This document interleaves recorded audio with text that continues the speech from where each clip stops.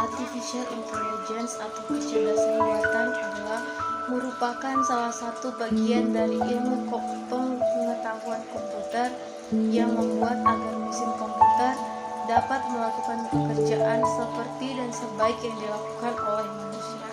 Adapun definisi kecerdasan buatan menurut Pauly adalah ilmu yang mempelajari bagaimana membuat suatu mesin seolah-olah memiliki kecerdasan dalam memecahkan suatu masalah yang diberikan kepadanya. Tujuan dari kecerdasan buatan ataupun artificial intelligence adalah yang pertama, dapat membantu pekerjaan manusia. Salah satu contoh program aplikasi atau robot buatan yang ada di hotel dan supermarket yang bisa bicara dan memberikan pelayanan layaknya seperti manusia. Yang kedua, membuat mesin komputer menjadi lebih pintar. Salah satu contoh, dulunya hanya bisa bergerak, namun dengan seiring perkembangan zaman, maka komputer juga bisa digunakan untuk chattingan, bermain game, dan sebagainya. Yang ketiga, membantu memecahkan masalah. Salah satu contoh, memiliki program kalkulator, di mana program kalkulator dapat memecahkan masalah perhitungan mulai dari hitungan biasa sampai hitungan logika, sehingga dalam tahap ini kecerdasan buatan dapat bermanfaat sekali bagi semua orang. Yang keempat, membuat mesin lebih berguna. Jika mesin komputer jarang digunakan, maka juga akan mempengaruhi kondisi mesinnya. Fungsi dari kecerdasan buatan. Berikut penggunaan AI yang bisa kita temui dalam berbagai bidang kehidupan. Yang pertama, layanan kesehatan. Penerapan AI dapat memberikan pengobatan dan juga pembacaan sinapsis yang dipersonalisasikan. Yang kedua, retail. AI juga menyediakan kemampuan belanja virtual yang menawarkan rekomendasi yang dipersonalisasi dan mendiskusikan opsi pembelian dengan konsumen. Yang ketiga, manufaktur. AI bisa menganalisis data IoT pabrik saat mengalirkan dari peralatan yang terhubung untuk memperkirakan beban dan permintaan yang diharapkan menggunakan jaringan berulang. Yang keempat, perbankan. Kecerdasan buatan atau AI meningkatkan kecepatan, presisi, serta efektivitas upaya manusia. Dalam lembaga keuangan, teknik AI dapat digunakan untuk mengidentifikasi transaksi mana yang mungkin merupakan Adapun manfaat dari artificial intelligence ini, yang pertama, otomasi. Otomasi pada AI tidak hanya berfokus pada peningkatan produksi dan produktivitas di beberapa sektor pekerjaan, melainkan otomasi ini dapat memanfaatkan penggunaan bahan baku yang lebih efisien serta memiliki bantuan keamanan yang sangat baik dan membantu mengefektifkan pemanfaatan sumber daya untuk digunakan pada hal-hal yang lebih penting. Nah, yang kedua itu pengambilan keputusan yang cerdas. Penggunaan AI umumnya digunakan untuk membuat suatu keputusan bisnis yang lebih cerdas, karena teknologi ini dapat mengkoordinasikan pengiriman data, analisis tren terkini, mengembangkan konsistensi data, memberikan perakiraan, dan mengukur sebuah ketidakpastian dalam membuat keputusan terbaik bagi perusahaan.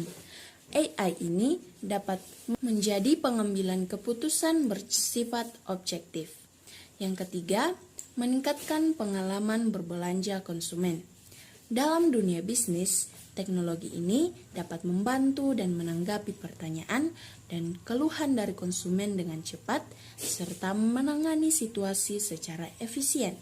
Yang terakhir itu, yang keempat, memecahkan masalah sampai tuntas. Kita masuk pada komponen utama artificial intelligence. Yang pertama itu yaitu mesin atau sistem mesin. Yang kedua, software atau perangkat lunak. Yang ketiga, IoT atau Internet of Things. Perkembangan artificial intelligence. Artificial intelligence ditemukan setelah Perang Dunia Kedua oleh seorang matematikawan dan filsuf muda bernama Alan Turing pada tahun 1947. Di tahun 1950, kemudian Alan Turing membuat sebuah makalah yang di dalamnya berisi pemikiran-pemikiran tentang artificial intelligence. Baiklah, pada saat ini saya akan menjelaskan dampak dari artificial intelligence. Dampak dari AI memiliki dampak baik seperti meningkatkan efektivitas kerja. Sistem dengan kecerdasan buatan cenderung bekerja lebih cepat, akurat, dan minim kesalahan. Dengan adanya kecerdasan buatan dapat meningkatkan kemungkinan keberhasilan pengobatan medis, misalnya seperti sistem bedah menggunakan teknologi robot untuk melakukan operasi yang lebih presisi, akurat, dan minim trauma pada pasien. Adapun dampak negatif dari AI adalah perubahan besar yang ia timbulkan pada sistem kerja umat manusia. Time door tips. Banyak anggapan buruk terkait AI, seperti hilangnya hampir semua lapangan pekerjaan, hancurnya kelas menengah, terjadi perang militer robot, dan lain-lain. Berikut time door tips yang perlu kita ketahui agar sukses menggunakan AI. Jangan takut dengan AI. AI digunakan untuk membantu pekerjaan manusia, bukan sebaliknya. Gunakan AI sebagai solusi untuk membantu menyelesaikan berbagai masalah yang dihadapi manusia. Kelebihan AI dibanding dengan natural intelligence. Pertama, kecerdasan buatan tidak berubah selama tidak ada perubahan dalam sistem komputer dan programnya. Yang kedua, mudah diduplikasi dan disebarkan. Yang ketiga, lebih murah dan bersifat konsisten. Dan yang keempat, dapat didokumentasi dengan cara melacak setiap histori aktivitasnya. Yang kelima, cara kerja lebih cepat. Dan yang keenam adalah hasil lebih baik.